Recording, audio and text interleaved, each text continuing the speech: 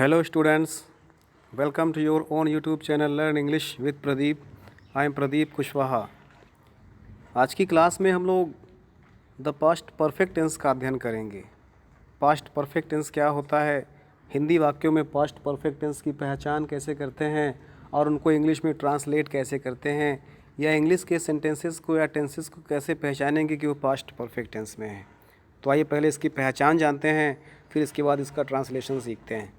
तो इसकी पहचान होती है, इस टेंस का प्रयोग प्रायः ऐसी दशा में होता है जबकि भूतकाल में दो कामों का वर्णन हो, जिनमें से एक काम दूसरे काम से पहले समाप्त हो जाता है, किंतु दोनों कार्य भूतकाल में ही समाप्त होते हैं. अर्थात यहाँ पर दो कार्यों का होना पाया जाता है और दोनों भूतकाल में ही होते हैं और दोनों एक दूसरे के बाद समाप्त हो जाते हैं और दोनों काल भूतकाल में ही समाप्त होते हैं.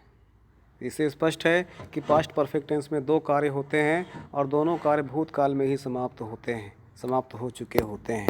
तो आइए जानते हैं कैसे हम लोग इसको ट्रांसलेट करेंगे. तो थोड़ा सा और जान लेते हैं इसमें कौन कौन से वर्ड यूज़ किए होते हैं. जैसे साधारण वाक्यों में या सिंपल सेंटेंस में इस टेंस का प्रयोग केवल उसी दशा में होता है जब वाक्य में बिफोर दिया होता है. बिफोर मीन्स पहले, या फिर टिल मीन्स तक, या फिर ऑलरेडी या पहले से ही, इनका प्रयोग किया जाता है. जैसे दूसरा नंबर में हो सकता है, इन वाक्यों की क्रियाओं के अंत में प्रायः चुका था, चुकी थी, चुके थे, लिया था, लिए थे, दिया था, दिए थे आदि शब्द पाए जाते हैं. ठीक है ना. दो प्रकार से पहचान सकते हैं, या तो इसमें बिफोर, टिल, ऑलरेडी शब्द दिए होते हैं, और हिंदी वाक्यों में या तो फिर चुका था, चुकी थी, चुके थे, लिया था, दिया था आदि शब्द पाए जाते हैं. तो चलिए हम जानते हैं rules of translation. Affirmative sentence का पहला नियम कहता है, साधारण वाक्यों के अनुवाद में जिनमें केवल एक ही क्रिया दी होती है, पहले सब्जेक्ट लिखते हैं, फिर हैड लिखते हैं और फिर वर्ब की थर्ड फॉर्म का प्रयोग करते हैं. जैसे वह इन खिलौनों से पहले ही खेल चुका था. वह इन खिलौनों से पहले ही खेल चुका था. वह ही सब्जेक्ट के बाद हम लोग क्या लगाते हैं, वर्ब की सब्जेक्ट के बाद हैड लगाते हैं. पहले सब्जेक्ट लिखते हैं, फिर हैड लिखते हैं, फिर वर्ब की थर्ड फॉर्म का प्रयोग करते हैं. तो ही हैड ऑलरेडी, पहले ही का क्या होता है, ऑलरेडी, पहले ही, ऑलरेडी. तो he had already played with these toys. He had already played with these toys. वह इन खिलौनों से पहले ही खेल चुका था. जैसे दूसरा एग्जाम्पल कहता है, मैं इस खेल को पहले ही देख चुका था. मैं इस खेल को पहले ही देख चुका था. पहले ही मीन्स बिफोर या ऑलरेडी. I had. हाँ देखिए, जैसे मैं इस खेल को पहले ही देख चुका था. आई हैड सीन, मैं देख चुका था. दिस गेम, इस खेल को पहले ही, बिफोर या already. I had seen this game already, I had seen this game before. इस प्रकार से हम लोग इसको ट्रांसलेट करते हैं. इसमें हम लोग हैड का प्रयोग करते हैं, वर्ब की थर्ड फॉर्म का प्रयोग करते हैं, और अर्ली या आफ्टर या बिफोर के लिए उसके अनुसार प्रयोग करते हैं. साधारण वाक्यों की बात हो गई है. और कोई इसका दूसरा नियम जैसे कहता है, ऐसे वाक्यों में जिनमें भूतकाल में दो कार्यों का होना पाया जाए, तो जो काम पहले समाप्त होता है उसको पास्ट परफेक्ट में रखते हैं. मेन पॉइंट, जो कार्य पहले समाप्त होता है उसको पास्ट परफेक्ट टेंस में रखते हैं.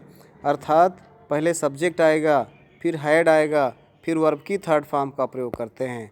और जो कार्य बाद में संपन्न होता है उसको सिंपल पास्ट टेंस में रखते हैं. जो कार्य बाद में संपन्न होता है उसको सिंपल पास्ट में रखते हैं. सिंपल पास्ट में रखने का मतलब पहले सब्जेक्ट आएगा, फिर वर्ब की सेकेंड फॉर्म का प्रयोग करते हैं अफर्मेटिव सेंटेंसेस में. याद रहेगा आपको, जो कार्य पहले संपन्न होता है उसको हम लोग रखते हैं पास्ट परफेक्ट टेंस में, और जो कार्य उसके बाद संपन्न होता है उसको हम लोग रखते हैं सिंपल पास्ट या पास्ट इंडेफिनिट में. हमने शुरुआत में बताया था कि इसमें पास्ट टेंस में दो कार्यों के होने का भाव प्रकट होता है और दोनों एक के बाद एक पास्ट टेंस में ही समाप्त हो जाते हैं। तो जो कार्य पहले समाप्त होता है उसको पास्ट परफेक्ट में रखा जाता है, और जो कार्य बाद में समाप्त होता है उसको सिंपल पास्ट या पास्ट इंडिफिनिट में रखते हैं, अर्थात सब्जेक्ट प्लस वर्ब की सेकेंड फॉर्म का प्रयोग करते हैं अफर्मेटिव सेंटेंस में। जैसे पहला एग्जाम्पल दिया हुआ है, मेरे स्कूल पहुंचने से पहले ही वर्षा प्रारंभ हो चुकी थी। मेरे स्कूल पहुंचने से पहले ही वर्षा प्रारंभ हो चुकी थी।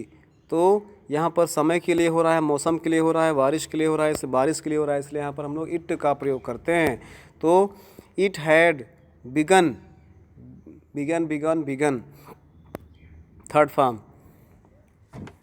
तो it had begun to rain before I reach the school. यहाँ पर देखिए, मेरे स्कूल पहुँचने से पहले ही वर्षा हो चुकी थी। तो पहले कौन सी घटना घटती है? तो पहले वर्षा होने वाला भाव घटता है। तो जो कार्य पहले संपन्न होता है उसको पास्ट परफेक्ट टेंस में रखते हैं। तो वर्षा प्रारंभ हो चुकी थी, it had begun to rain, it had begun to rain मेरे स्कूल पहुंचने से पहले, before I reach the school. तो जो कार्य पहले संपन्न हुआ उसको पास्ट परफेक्ट में रखें, जो कार्य बाद में संपन्न हुआ उसको हम लोग सिंपल पास्ट या पास्ट इंडिफिनिट में रखते हैं। जो कार्य पहले संपन्न हुआ उसके लिए हम लोग कैसे लिख रहे हैं? देखो, हम लोग subject plus had plus verb की थर्ड फॉर्म प्लस अदर या कॉम्प्लीमेंट का प्रयोग करते हैं। जो कार्य बाद में संपन्न हुआ सब्जेक्ट प्लस वर्ब की सेकेंड फॉर्म प्लस ऑब्जेक्ट का प्रयोग कर रहे हैं। इसको ध्यान समझना है आपको।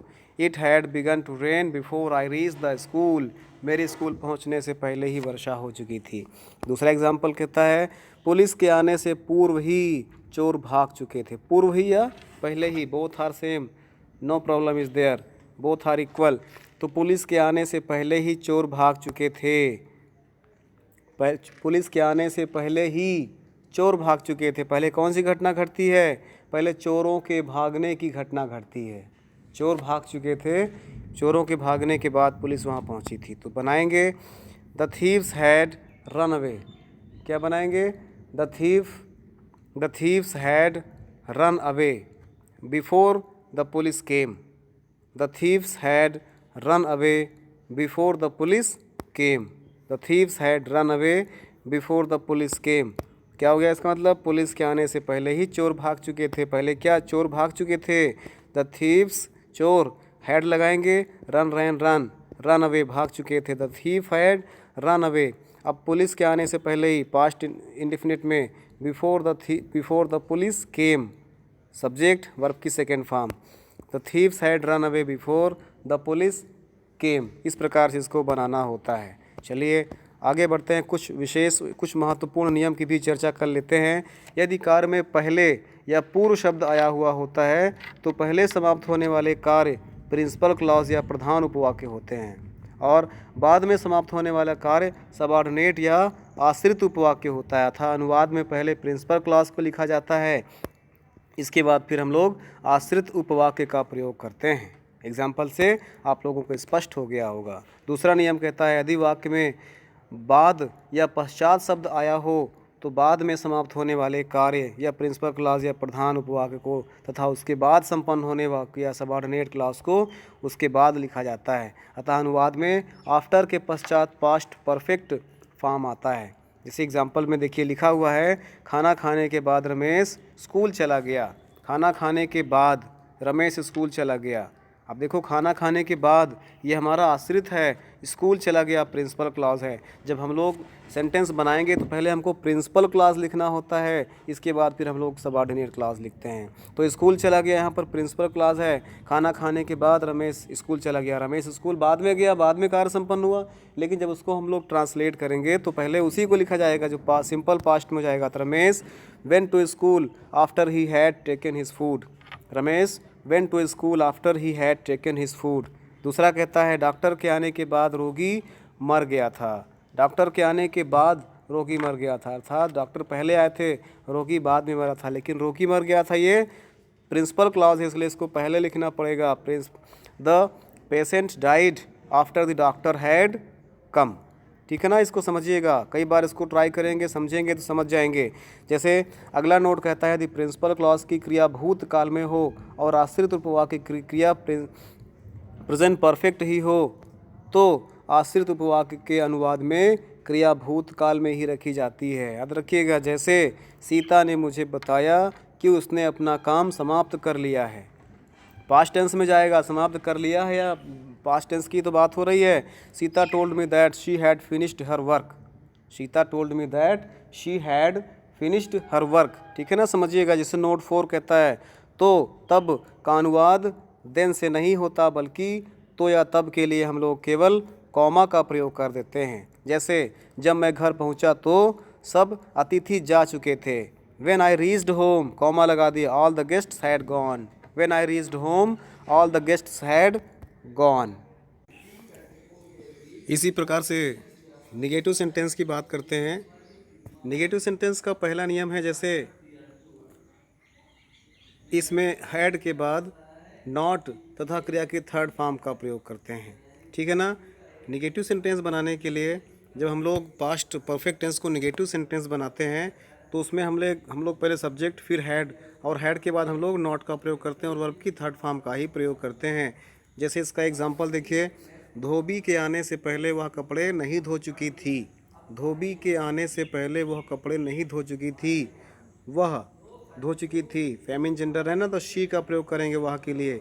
शी के बाद हम लोग हैड लगाएंगे और हैड के बाद नॉट लगाएंगे। फिर वर्ब की थर्ड फॉर्म, यहाँ पर वर्ब क्या है, वॉश करना, धोना। वॉश का थर्ड फॉर्म वॉश्ड होता है, तो पूरा हो गया ये। शी हैड नॉट वॉश्ड अब object the clothes before the washerman come. Dhobi washerman. ठीक है ना, तो पूरा मिला करके हो जाएगा, धोबी के आने से पहले वह कपड़े नहीं धो चुकी थी।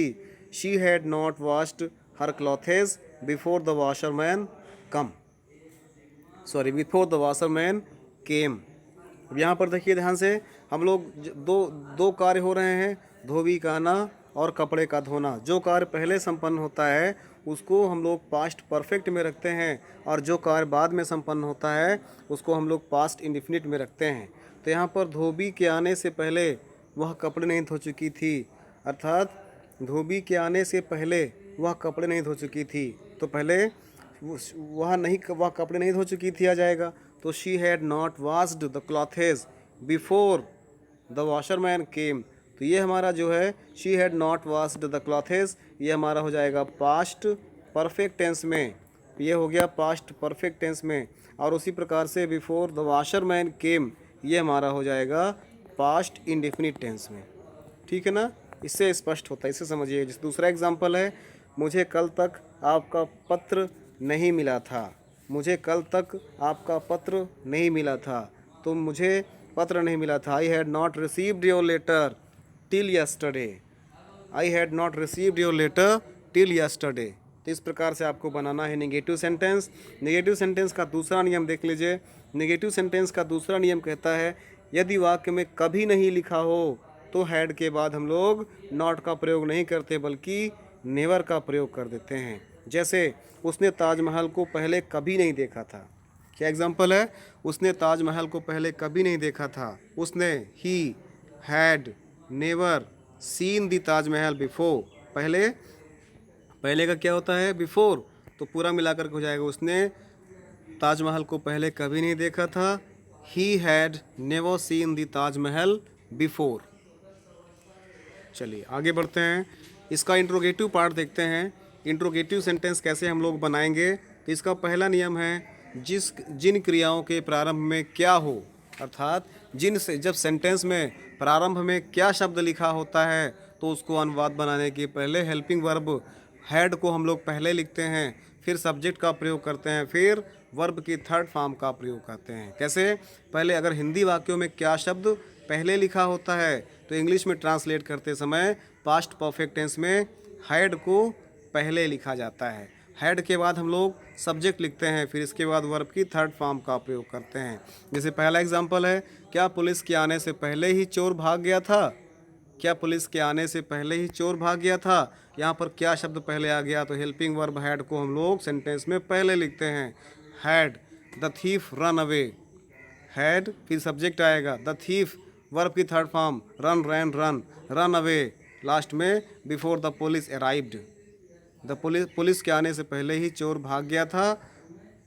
Had the thief run away before the police arrived, last में क्वेश्चन मार्क इंट्रोगेटिव सेंटेंस होने के कारण।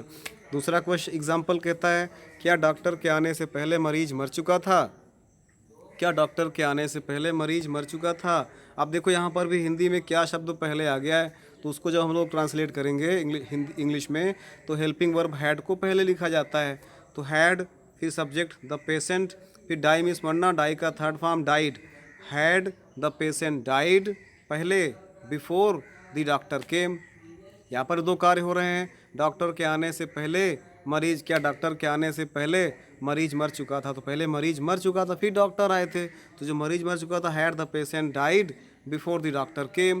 तो जो कार्य पहले संपन्न हुआ उसको पास्ट परफेक्ट टेंस में रखते हैं, और जो कार्य बाद में संपन्न हुआ उसको पास्ट इंडेफिनिट टेंस में रखते हैं। ठीक है ना, ये समझिएगा आप लोग। इसी प्रकार से दूसरा नियम ये कहता है इंट्रोगेटिव सेंटेंस का जिन वाक्यों में कोई प्रश्नवाचक शब्द कब, क्यों, कहाँ, कैसे, किस लिए हिंदी वाक्य में बीच में दिया होता है। जब कोई प्रश्नवाचक शब्द हिंदी वाक्यों में बीच में दिया होता है तब उसको जब ट्रांसलेट करना होगा तब उसके लिए दूसरा नियम होता है। उसके लिए नियम कैसा है, तो अंग्रेजी बनाने से पहले क्वेश्चन वर्ड को लिखते हैं, उसी जो बीच में प्रश्नवाचक शब्द आया हुआ है उसी प्रश्नवाचक शब्द को हम लोग बीच में लिखते हैं। प्रश्नवाचक शब्द लिखने के बाद हम लोग हैड का प्रयोग करते हैं, फिर सब्जेक्ट का प्रयोग करते हैं, फिर वर्ब के थर्ड फॉर्म का, फिर ऑब्जेक्ट का, और फिर इसके बाद अदर्स का प्रयोग करते हैं। जैसे पहला एग्जाम्पल है, अपने पिता के मरने से पहले वह कहाँ गया था? अपने पिता के मरने से पहले वह कहाँ गया था? कहाँ, कहाँ को इंग्लिश में क्या बोलते हैं? वेयर। पहले हमने कहा ना कि उस प्रश्नवाचक शब्द की अंग्रेजी लिखते हैं, फिर हैड, वेयर हैड, फिर सब्जेक्ट आएगा ही, फिर वर्ब की थर्ड फॉर्म गॉन। तो पूरा मिलाकर हो गया where had he gone before his father died. Where had he gone before his father died. उसी प्रकार से दूसरा एग्जाम्पल कहता है तुम्हारे आने से पूर्व वह क्या कर चुका था? तुम्हारे आने से पूर्व वह क्या कर चुका था? वह क्या कर चुका था? What had he done? तुम्हारे आने से पूर्व, बिफोर यू केम। तुम्हारे आने से पहले वो क्या कर चुका था? यहाँ पर दो सेंटेंस है, वह क्या कर चुका था तुम्हारे आने से पहले। तो ये कार्य पहले संपन्न होता है, इसलिए हम लोग इसको रखेंगे पास्ट परफेक्ट में, और ये कार्य बाद में संपन्न होता है, इसलिए हम लोग इसको रखेंगे पास्ट इंडेफिनिट में। क्लियर है ना? इससे जो कार्य पहले संपन्न होता है उसको पास्ट परफेक्ट में रखते हैं, और जो कार्य बाद में संपन्न होगा उसको पास्ट इंडेफिनिट टेंस में रखते हैं। चलिए, उसी प्रकार से दूसरा नियम कहता है हाउ मच, हाउ मेनी, विच और हुज के साथ उनसे संबंधित नाउन्स भी आते हैं। और हाउ मच का प्रयोग हम लोग कब करते हैं? जब अनकाउंटेबल नाउन के लिए करते हैं, और हाउ मेनी का प्रयोग हम लोग काउंटेबल नाउन का प्रयोग करते हैं। उसी प्रकार किसके लिए, या हुज या विच का प्रयोग हम लोग सजीव और निर्जीव के लिए करते हैं। जैसे पहला एग्जांपल है, डॉक्टर के आने से पहले कितने रोगी मर गए थे? डॉक्टर के आने से पहले कितने रोगी मर गए थे? कितने रोगी मर गए थे काउंटेबल है कि अनकाउंटेबल है? ऑफ कोर्स काउंटेबल है। जब काउंटेबल है तो यहाँ हो जाएगा how many patients, how many patients had died, मर गए थे, before the doctor came, doctor के आने से पहले। तो डॉक्टर के आने से पहले कितने रोगी मर गए थे? How many patients had died before the doctor केम। उसी प्रकार से अगला एग्जांपल, जैसे सूरज छिपने से पहले कितने बच्चे सो चुके थे? कितने बच्चे सो चुके थे? हाउ मेनी, काउंटेबल है ना बच्चे, तो हाउ मेनी चिल्ड्रेन। यहाँ पर देखिए नाउन है जो हाउ मच और हाउ मेनी के जस्ट बाद आ रहा है। तो how many children had slept before sunset, how many children had slept before sunset. ठीक है, समझिएगा इसको। उसी प्रकार रूल 4 कहता है, चौथा नियम कहता है इंट्रोगेटिव सेंटेंस का, यदि प्रश्न सूचक शब्द हु मीन्स कौन, ही कर्ता का सब्जेक्ट का कार्य, कर्ता या सब्जेक्ट का कार्य करने लगे तो हु को लिखते हैं, फिर हैड का प्रयोग करते हैं, बाद में फिर वर्ब की थर्ड फॉर्म का प्रयोग करते हैं। जैसे पहला एग्जांपल है, मेरे पहुंचने से पहले तुम्हारे घर में कौन घुस आया था? कौन, पहले कौन की इंग्लिश बनाएंगे। यहाँ पर हु हमारा सब्जेक्ट का भी कार्य कर रहा है, तो हु के जस्ट बाद हमको हैड का प्रयोग कर देना है। तो हु हैड इंटर्ड, घुसाना मीन्स इंटर करना, who had entered your house, who had entered your house before I reached there, मेरे वहाँ पहुँचने से पहले। तो पूरा मिलाकर जब बनाएंगे, मेरे पहुँचने से पहले तुम्हारे घर में कौन घुस आया था? Who had entered your house before I reached there. ठीक है ना। चलिए ठीक है, वेरी गुड, समझ रहे हैं आप लोग। और इसी प्रकार से पांचवा रूल कहता है इंट्रोगेटिव सेंटेंस का, पास्ट परफेक्ट टेंस का इंट्रोगेटिव सेंटेंस का कहता है यदि प्रश्नवाचक वाक्य निषेधात्मक मीन्स नेगेटिव सेंटेंस हो तो सब्जेक्ट के पश्चात हमको नॉट का प्रयोग कर देना चाहिए। जैसे क्या मेरे आने से पहले उसने पत्र नहीं लिखा था, क्या है इसमें नेगेटिव सेंटेंस भी है, इसमें इंट्रोगेटिव भी है और नेगेटिव भी है, इसको इंट्रोगेटिव नेगेटिव सेंटेंस भी कहते हैं। तो जब इसको बनाएंगे तो हो जाएगा क्या मेरे आने से पहले उसने पत्र नहीं लिखा था, हैड ही नॉट। हमने क्या बोला था, सब्जेक्ट के बाद हमको नॉट का प्रयोग कर देना। सब्जेक्ट यहाँ पर ही है, ही के बाद हमको नॉट लगाना है। तो had he not written a letter before I came, had he not written a letter before I came. So guys, ये था आज की क्लास। अगर आपको वीडियो पसंद आया तो please like and share the video. अगर अभी तक आपने चैनल को सब्सक्राइब नहीं किया है तो please subscribe the channel. Thanks for watching the video. जय हिंद।